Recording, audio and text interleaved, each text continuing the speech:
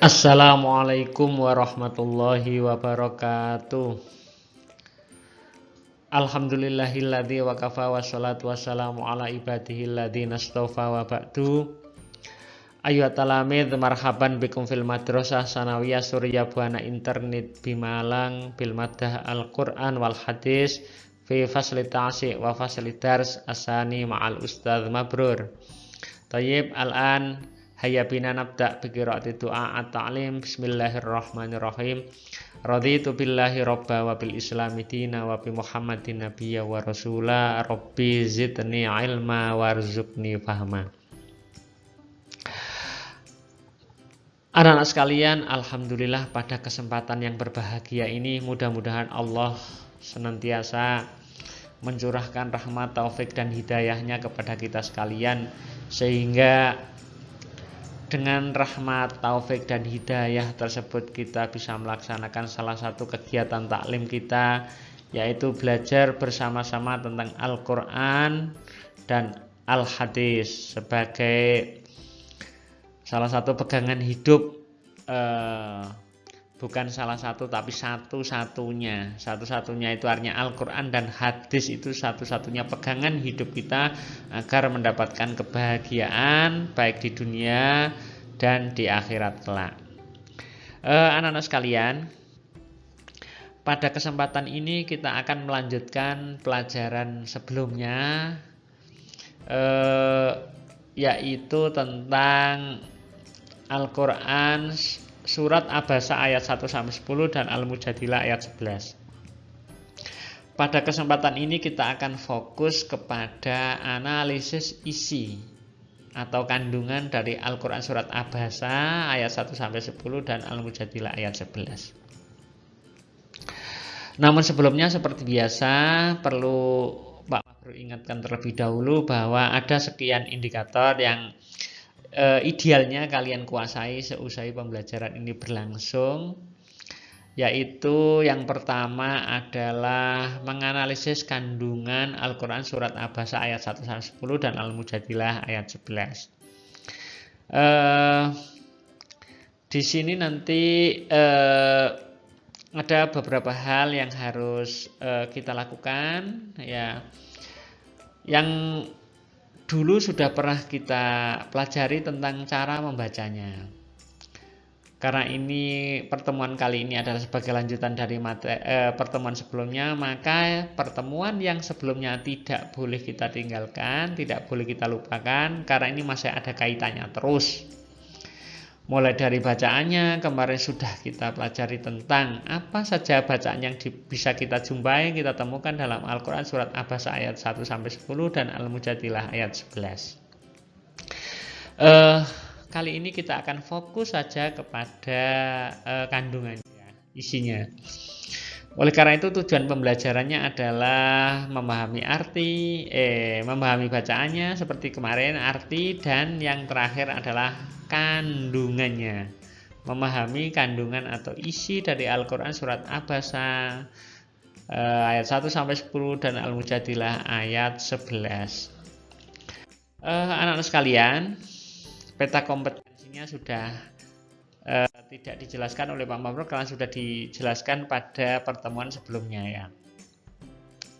Marilah kita ulangi sekali lagi tentang bacaannya, ya, bacaannya dan artinya, untuk kita lanjutkan pada pada kandungannya nanti, ya. Pada kandungannya itu apa? Anak-anak sekalian, mari kita ulangi sekali lagi cara bacanya. A'udzubillahi minasyaitonirrajim. Bismillahirrahmanirrahim. Abasa wa tawalla. Dia, artinya Nabi Muhammad, bermuka masam dan berpaling. Anja'ahul a'ma. Anja'ahul a'ma. Bacaan ikhwa. Yang kedua, ja'ahul a'ma itu bacaan mat wajib muttasil. karena telah datang seorang buta kepadanya. Wa ma yudrika la'allahu yazzaka, tahukah kamu barangkali ia ingin membersihkan dirinya, au yadzakkaru fatanfa'ahu dzikra, ada bacaan fa-nya ya, nun sukun bertemu fa, atau dia ingin mendapatkan pengajaran lalu pengajaran itu memberi manfaat kepadanya. Kemudian amma manistaghna, adapun orang yang merasa dirinya cukup. Adapun orang yang merasa dirinya cukup.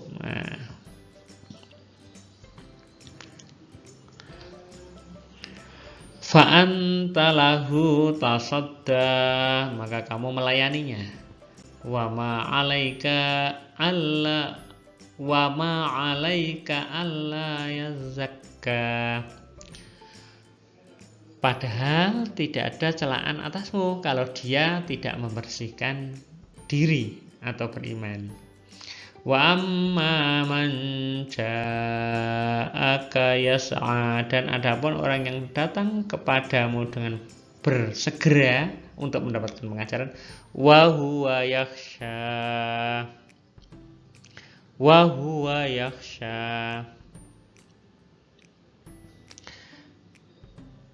sedang ia takut kepada Allah. Fa'anta anhu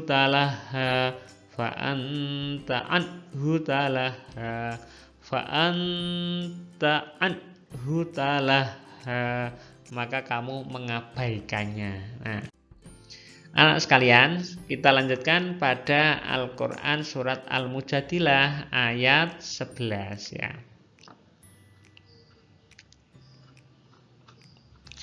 Anak sekalian, marilah kita baca bersama-sama. Bismillahirrahmanirrahim. Ya ayyuhalladzina amanu, dihafalkan. Ya ayyuhalladzina amanu, wahai orang-orang yang beriman. Idza qila lakum,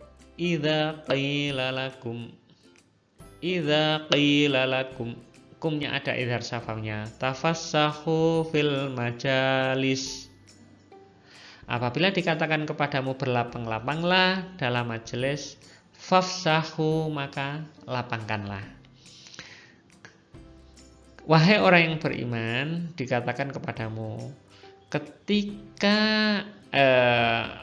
ada dalam satu majelis, artinya tempatnya mungkin terbatas, kemudian orangnya banyak, ya berilah kesempatan kepada temannya yang lain. Ya, tafassahu fil majalis, ya bertoleransi, berlapang-lapanglah dalam satu majelis. Fafsahu, lapangkanlah. Yafsahillahu lakum, maka Allah akan memberikan kelapangan kepadamu.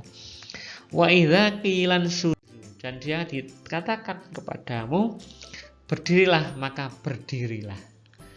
Yarfa'illahu ladzina amanu minkum, maka Allah akan memberikan derajat yang tinggi kepadamu, kepada orang beriman, walladzina utul ilma, dan orang-orang yang berilmu pengetahuan. Derajat beberapa tingkatan atau derajat.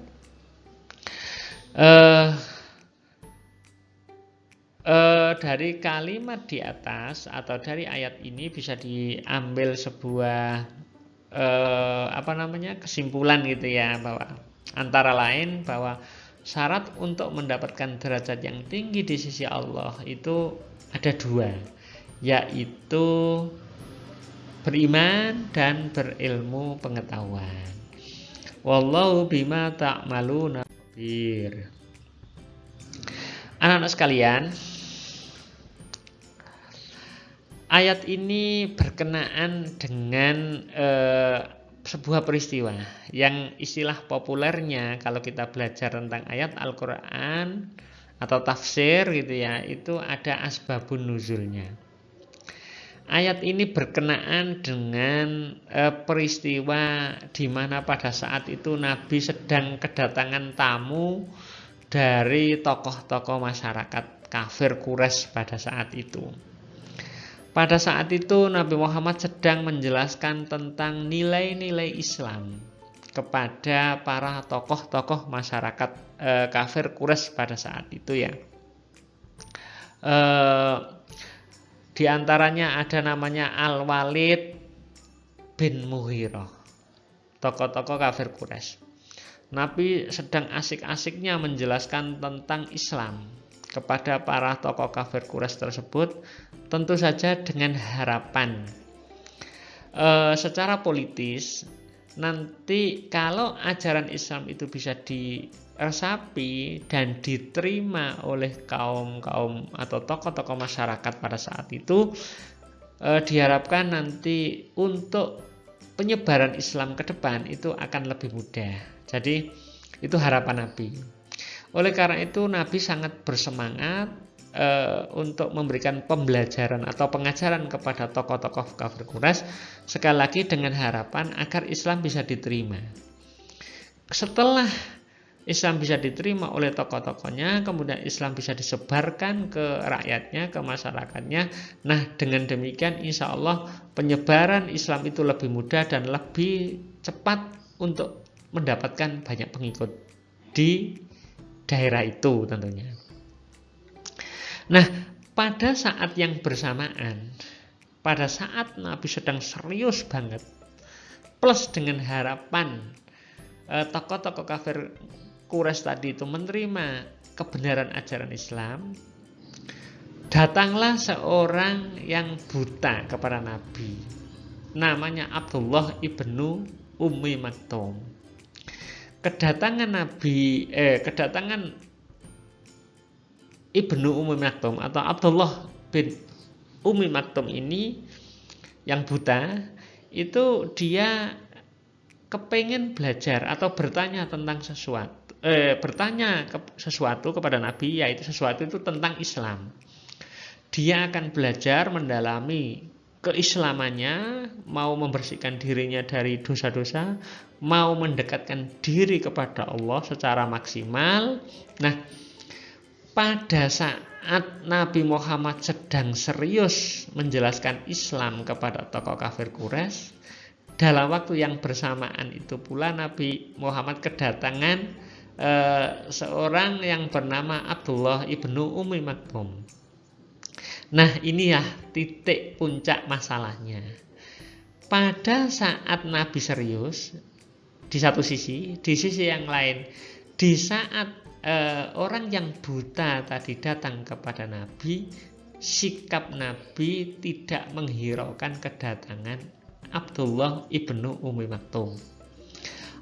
Abasa wa tawala, Nabi bermuka masam, cemberut, agak nggak suka itu. Bukan nggak suka kepada Ibnu Ummi Maktumnya, tetapi di saat Nabi Muhammad sedang serius menjelaskan kepada tokoh Quraisy yang disertai dengan harapan masuk Islamnya atau Islam bisa diterima oleh tokoh kafir Quraisy, kemudian dibantu menyebarkan kepada rakyatnya, di saat ini Nabi Muhammad kedatangan orang buta yang sedang minta pencerahan tentang Islam. Nah, jadi alasan Nabi bermuka masam itu secara manusiawi, Nabi lebih berharap masuk Islamnya tokoh-tokoh kafir Quraisy dibanding dengan lebih memilih mementingkan memberi pelajaran kepada tokoh kafir Quraisy dengan harapan Islam bisa diterima. Itu harapan utama dibanding dengan menyambut kedatangan Abdullah bin Ummi Maktum yang buta itu. Jadi secara manusiawi wajar karena Nabi Muhammad punya harapan besar, karena Nabi adalah punya misi dakwah yang disertai dengan beberapa metode. Salah satunya adalah mendekati tokoh-tokoh kafir Quraisy dengan harapan setelah Islam bisa diterima dengan baik oleh tokoh kafir Quraisy, bisa dibantu menyebarkan Islamnya gitu. Nah, tetapi ternyata itu tidak sama. Kehendak Nabi dengan kehendak Allah tidak sama ternyata ya. Ternyata Allah akhirnya menurunkan wahyu, yaitu surat Abasa ayat 1-10 tadi itu. Abasa wa tawalla. Nabi Nabi malah berpaling mementingkan raja-raja atau tokoh kafir dibanding dengan menyambut kedatangan Abdullah ibnu Ummi Maktum. Karena itu bahasa Jawanya itu agak agak di paidu itu agak istilahnya setengah diingatkan gitulah oleh Allah. Kenapa kamu kok mementingkan orang yang kedatangannya di hadapanmu belum tentu masuk Islam? Kok mementingkan itu dibanding dengan kedatangan seseorang yang ingin belajar lebih dalam tentang Islam? Harusnya tidak seperti itu. Harusnya lebih proporsional. Artinya raja ya disambut, tetapi jangan mengabaikan orang yang mau belajar tentang Islam. Padahal yang bisa merubah hati, memberikan hidayah itu hanyalah Allah Subhanahu wa taala, bukan kehebatan metodemu dalam berdakwah, bukan, tetapi semata-mata hidayah dari Allah. Apakah Nabi salah? Sesungguhnya Nabi tidak salah, karena Nabi juga punya harapan untuk menyebarkan Islam lebih efektif lewat tokoh-tokoh masyarakat kaum kafir Quraisy tadi itu. Tetapi istilahnya itu yang kurang bagus adalah kurangnya proporsionalitas. Jadi kurang proporsional.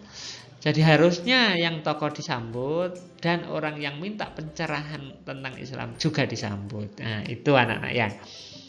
Kesimpulannya adalah Allah memerintahkan Nabi Muhammad agar satu, tidak berpaling dari orang yang ingin membersihkan jiwanya, membersihkan diri dari akhlak tercela dan ingin mendapatkan pengajaran tentang Islam. Yang kedua, tidak mengkhususkan memberi peringatan kepada seorang, namun wajib menyampaikan kepada siapa saja, bukan hanya kepada tokoh saja, tapi juga rakyat biasa. Yang ketiga, ini berhubungan dengan Al-Quran surat Al-Mujadilah ayat 11. Menguatkan persaudaraan, menumbuhkan empati dan kepedulian sosial, antara lain dengan memberikan tempat kepada orang lain, terutama saat mencari ilmu, memberi kelapangan usaha, mencari kebajikan dan kebaikan. Anak-anak sekalian, mari kita renungkan ada sebuah ayat dalam Al-Quran surat Az-Zumar. A'udzubillahi minasyaitonirrajim. Qul hal yastawil ladzina ya'lamuna wal ladzina la ya'lamun. Katakan Muhammad, apakah sama orang yang pintar dengan orang yang tidak pintar? Bahasa kasarnya seperti itu. Innama yatadzakkaru ulul albab. Sesungguhnya orang yang berakal yang dapat menerima pelajaran. Insya Allah kita semua termasuk orang-orang yang mudah-mudahan ya dijadikan sebagai ulul albab. Nah, ada tugas dari Pak Mabro, yaitu yang pertama dalam Al-Quran, bukan yang pertama karena tugas cuma satu ini. Dalam asbabun nuzul. Nah, asbabun nuzul itu atau sebab turunnya ayat Al-Quran surat Abasa, dijelaskan bahwa Nabi Shallallahu Alaihi Wasallam kedatangan seorang yang buta. Siapakah nama orang tersebut? Jawaban sudah ada pada penjelasan dalam video ini anak-anak ya. Karena itu kalau kalian tidak menjelaskan uraian dari Pak Mabro tadi tidak bisa, karena jawabannya ada di penjelasannya ya. Alhamdulillah anak-anak, pertemuan kali ini sudah bisa kita sampaikan. Mudah-mudahan ada manfaatnya dan menjadikan bagian dari ilmu yang bermanfaat ya ke depan ya. Naktafi dirasatan al-yaum. Syukran jazilan ala husni timamikum. Hayya bina nahtatim fi qiraati hamdalah wa kafaratul majlis. Alhamdulillahirabbil alamin. Subhanakallahumma bihamdika asyhadu an la ilaha illa anta astaghfiruka wa atubu ilaik. Walhamdulillahirabbil alamin. Billahi taufiq wal hidayah wa ridha wal inayah. Wassalamualaikum warahmatullahi wabarakatuh.